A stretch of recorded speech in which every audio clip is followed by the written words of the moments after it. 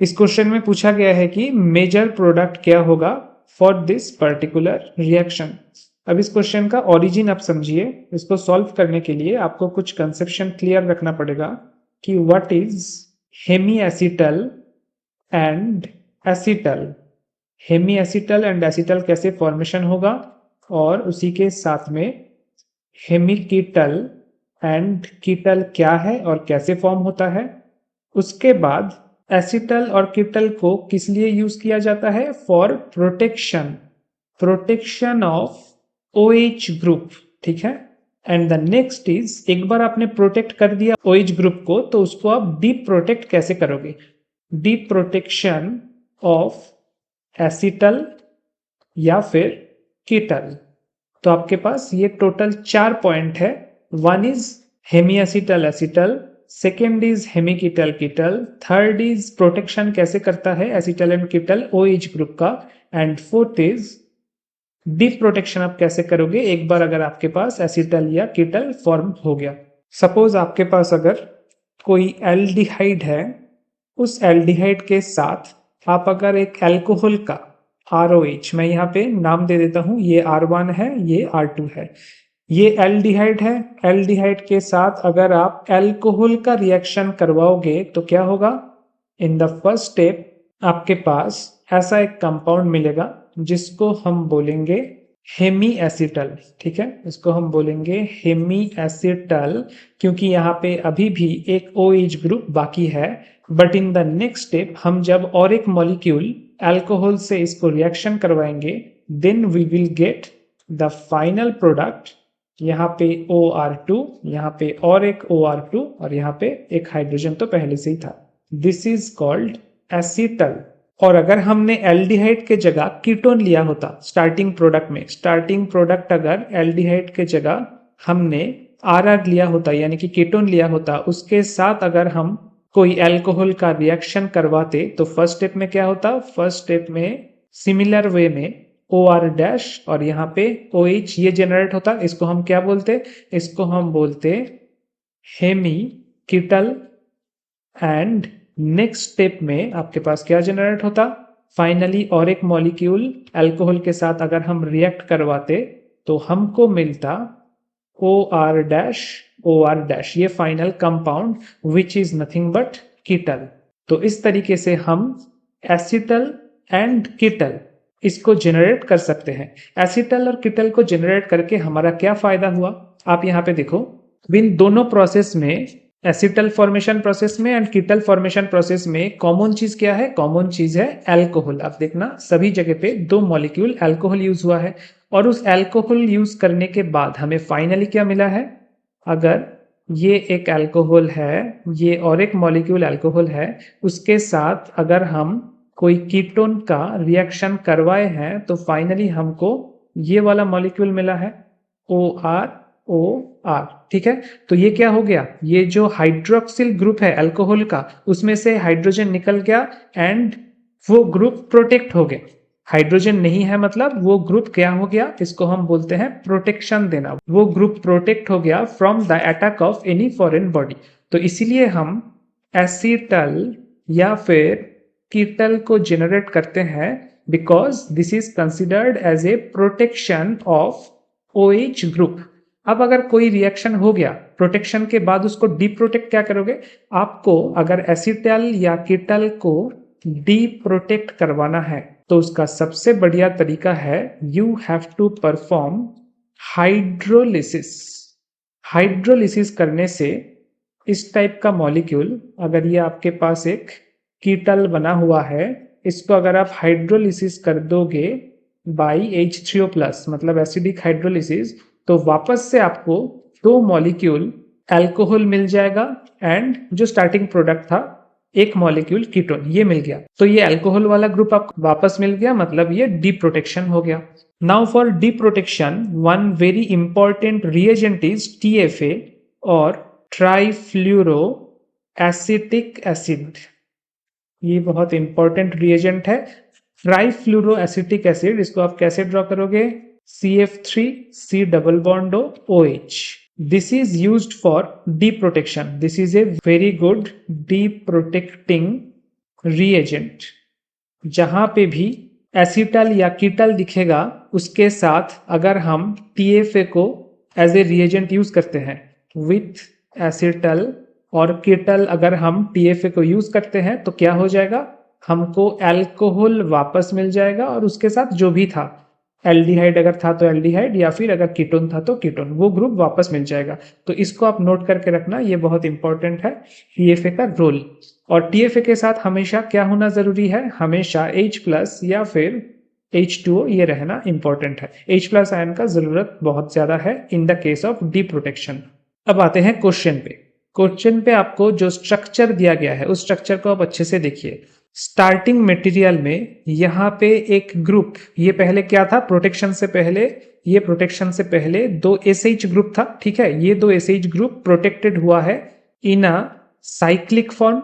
और यहाँ पे भी आप नोटिस कीजिए, यहाँ पे भी प्रोटेक्शन हुआ है। और ये प्रोटेक्शन किस तरीके का है, पहले क्या था, पहले दो OH ग्रुप था, अब वो क्या बन गया है, ये भी साइक्लिक एसिटल या इसको आप साइक्लिक कीटल बोल सकते हो, साइक्लिक कीटल बन चुका है। और इस मॉलिक्यूल का तीसरा पोर्शन कौन सा है, यहाँ पे आप देखो तीसरा पोर्शन, यहाँ पे भी आप कह सकते हो कि यहाँ पे OH और OH दो ग्रुप अलग अलग से दो कीटल बनाया है, ठीक है। एसिटल या फिर कीटल इसको बोल सकते हो, दो कीटल फॉर्म हुआ है। अब आप बताओ, रिएजेंट में अगर ट्राइफ्लूरो एसिटिक एसिड है, अगर रिएजेंट में आपके पास TFA है और उसके साथ वाटर है तो क्या होता है, हमेशा डिप प्रोटेक्शन होता है। तो आप किसको डिप प्रोटेक्शन करवाओगे। Now there is a theory कि डिप प्रोटेक्शन के लिए हमेशा नॉर्मल एसिटल या नॉर्मल कीटल को चूज किया जाता है रेदर देन साइक्लिक एसिटल या कीटल। क्यों, क्योंकि साइक्लिक एसिटल और कीटल इज मोर स्टेबल। क्यों मोर स्टेबल, बिकॉज ये बनने के वक्त जो रिंग फॉर्मेशन होता है, कोई ना कोई एक रिंग फॉर्मेशन होता है। सपोज आपके पास अगर ये कीटोन है, आपके पास अगर ये कीटोन है, इसको हम कीटल फॉर्मेशन करवाएंगे विथ दिस डाइऑल। एक अल्कोहल हमने लिया, अभी तक हम सिंगल सिंगल अल्कोहल मॉलिक्यूल ले रहे थे, अब एक डाइऑल हमने लिया, तो इसके साथ रिएक्शन क्या होगा, फर्स्ट स्टेप में इसके साथ इस टाइप का रिएक्शन होगा। दोनों तरफ R1 को लिख देते हैं, यहाँ पे 1 2 3 OH, यहाँ पे एक ऑक्सीजन होगा और यहाँ पे एक OH, ये हो गया hemi cyclic ketal. And in the next step as a final product क्या आएगा आपके पास, as a final product you will get cyclic ketal. तो ये साइक्लिक कीटल फॉर्मेशन के वक्त ये जो 5 मेंबर्ड रिंग जनरेट हुआ, यहाँ पे जो आपका 5 मेंबर्ड रिंग जनरेट हुआ, that gives very much stability to this whole process. और इसीलिए cyclic acetal and ketal is more stable than normal acetal या फिर कीटल। तो आपके पास क्वेश्चन में जो फिगर है उसमें नॉर्मल कीटल ग्रुप एक ही है, यहाँ पे OMe, यहाँ पे OMe ऐसे करके, और बाकी का हम छोड़ देते हैं। बाकी का सपोज हमने R लिख लिया। कैसे हमने रिप्रेजेंट किया, आप एक बार फिगर को देख लो। क्वेश्चन में जो था, हमने इस पार्ट को ड्रॉ किया, हमने इस पार्ट को ड्रॉ किया और बाकी जो ये पूरा पार्ट था इसको हमने एज ए R रिप्रेजेंट किया, ठीक है, ताकि हमें मैकेनिज्म लिखने में कोई भी प्रॉब्लम ना हो। तो अब चलिए देखते हैं कि ट्राइफ्लूरोएसिटिक एसिड के साथ इसका कैसा रिएक्शन होगा। फर्स्ट स्टेप में सोल्यूशन में जो भी H+ रहेगा उसके साथ OMe ऐसे रिएक्ट करेगा एंड वी विल गेट यहाँ पे OMe, यहाँ पे OMe H एक प्लस चार्ज और बाकी R। Now in the next step oxygen के ऊपर यहाँ पे जो लोन पेयर है वो इधर अटैक करेगा और ये एक अल्कोहल मॉलिक्यूल क्या हो गया, डिप प्रोटेक्ट हो गया, ठीक है। तो -MEOH एक डिप्रोटेक्शन हमारा हो गया। और प्रोडक्ट क्या मिला हमको, प्रोडक्ट मिला OMe, यहाँ पे एक प्लस चार्ज होगा और यहाँ पे कुछ नहीं है, मतलब एक हाइड्रोजन है। अब नेक्स्ट स्टेप बहुत इंपॉर्टेंट है। नेक्स्ट स्टेप में क्या आता है, नेक्स्ट स्टेप में आता है CF3C डबल बॉन्ड OH। ये जो डबल बॉन्ड के ऊपर लोन पेयर है ये जाके यहाँ पे अटैक करेगा और ये बॉन्ड ऑक्सीजन के पॉजिटिव चार्ज को एबोलिश कर देगा। So in the next step we will get OH C double bond O CF3 OMe और यहाँ पे एक हाइड्रोजन था। अब यहाँ पे ऑक्सीजन के ऊपर जो पॉजिटिव चार्ज है ये हाइड्रोजन उसको एबोलिश कर देगा खुद बाहर निकल के। तो ये स्ट्रक्चर कैसा हो जाएगा, this will be like this. ये हो गया आपका फाइनल स्ट्रक्चर। नेक्स्ट स्टेप में दूसरा TFA मॉलिक्यूल का एक H+ काम में आएगा। कैसे, ऑक्सीजन का लोन पेयर इसको अटैक करेगा and we will get this product OCO CF3, यहाँ पे हाइड्रोजन, यहाँ पे OMe H और एक प्लस चार्ज। अब नेक्स्ट स्टेप में एक वाटर मॉलिक्यूल आएगा। वाटर मॉलिक्यूल क्या करेगा, वाटर मॉलिक्यूल अपने लोन पेयर से यहाँ पे अटैक करेगा ताकि ये अल्कोहल मॉलिक्यूल यहाँ से बाहर निकल जाए। सो दूसरा MEOH, दूसरा अल्कोहल मॉलिक्यूल भी क्या हो गया, डीप्रोटेक्ट हो गया। तो हमारा डीप्रोटेक्शन लगभग कंप्लीट है एंड हमको फाइनली क्या मिला, दिस प्रोडक्ट। यहाँ पे वाटर मॉलिक्यूल, ऑक्सीजन के ऊपर प्लस चार्ज, यहाँ पे OCO CF3 और यहाँ पे कुछ नहीं, मतलब एक हाइड्रोजन। और वाटर मॉलिक्यूल का ये जो हाइड्रोजन है, ये हाइड्रोजन ऑक्सीजन के पॉजिटिव चार्ज को एबोलिश कर देगा। तो ये स्ट्रक्चर क्या बन जाएगा, ये स्ट्रक्चर बन जाएगा लाइक दिस। अब नेक्स्ट स्टेप में बहुत इंपॉर्टेंट चीज आपको ध्यान रखना है कि TFA का कंजुगेट बेस, TFA का कंजुगेट बेस जो है इज वेरी स्टेबल।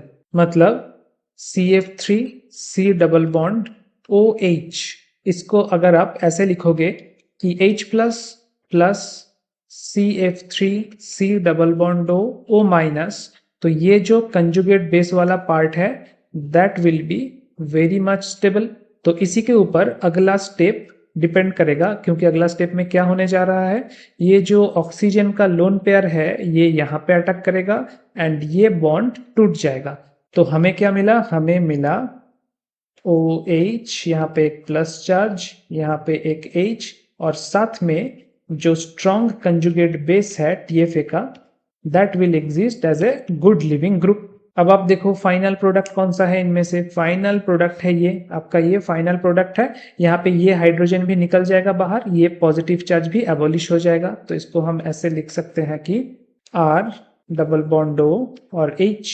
अब R क्या था, क्वेश्चन में गिवन मॉलिक्यूल में जो OMe छोड़ के बाकी का पार्ट था उसको हमने R एज्यूम किया था। तो क्या हो जाएगा, बाकी का पोर्शन पूरा सेम रहेगा, बाकी का पोर्शन पूरा सेम रहेगा और यहाँ पे बस CHO हो जाएगा। ये होगा आपका final product according to this. अब देखो ऐसा कहाँ पे है, कौन से ऑप्शन पे है, देखिए ये पोर्शन हमारा R था और ये पोर्शन में हमारा 2 एसिटल ग्रुप लगा हुआ था जो कि अभी क्या बन गया है, अभी एल्डिहाइड बन गया है, बाकी R सेम है। तो option A will be your correct choice. Option A में ये वाला पार्ट है R और बाकी का पार्ट एल्डिहाइड बन गया है जस्ट लाइक दिस। तो option A will be your correct choice.